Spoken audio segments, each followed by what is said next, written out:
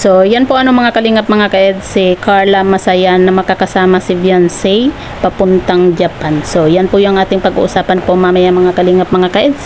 Pero bago po natin ipagpatuloy ang video ito sa mga bago pa lang po sa ating munting channel, wag po natin kalimutang suportahan ang ama ng kalingap Kuya Val Santos Matubang at Kalingap Rab.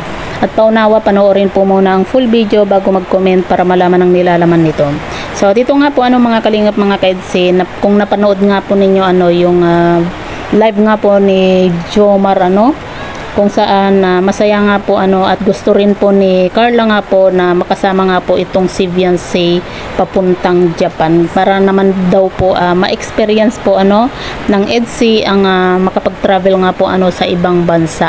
At ayan nga po mga kalingap, alam naman po natin na ginagawa din po lahat ni Kalingap Rab at ng mga sponsor nga po para makapunta po or makapag-travel din po ang EDC nga po sa Japan. Kaya naman po kung napanood na po ninyo yung vlog nga po ni Kalingap Rab sa kanyang second channel nga po na buong pamilya na nga po ni Beyonce, yung kasama nga po nila para maasikaso po yung dapat asikasuhin gaya na lang po ng passport nga po ni Beyonce at yung mga iba pong papers na kailangan po para sa kanilang pag-travel nga po mga kalingap. At syempre masaya po tayo na matutuloy na rin po ang EDC nga po papuntang Japan. At gaya nga po ng sinasabi nga po ni Carla na gusto rin po niyang makasama itong si Beyonce nga po papuntang Japan kasi syempre 'di ba masaya naman po 'di ba kapag marami ang kasama nga po sa pag-travel. At nakita naman po natin na itong si Carla at Beyonce nga po ay masayang-masaya din po nung pumunta nga po sila ng Palawan nga po sobrang sweet po nilang dalawa nga po 'di ba mga kalingap.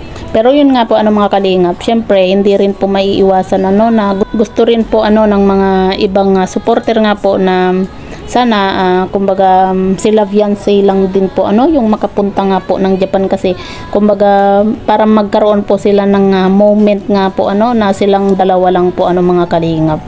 Kumbaga walang ibang love team. Pero para sa akin mga kalingap, okay lang naman din po kung itong Jomcar at EDC ay magkasama nga po papuntang Japan para mas masaya naman po Nakita naman po natin 'di ba nung pumunta sila ng Palawan kung gaano po ka-close itong si Carla nga po at si Beyonce 'di ba.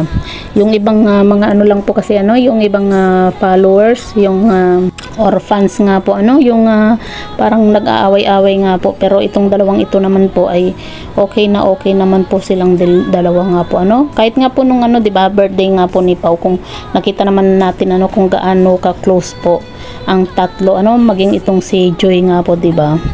Kaya sana kumbaga love na lang po tayo suportahan na lang po natin kung sino po yung gusto po nating suportahan. Wag na po nating kumbaga ikumpara yung ibang love team. Kumbaga doon na lang po tayo mag-focus sa sinusuportahan nga po natin na love team mga kalingap.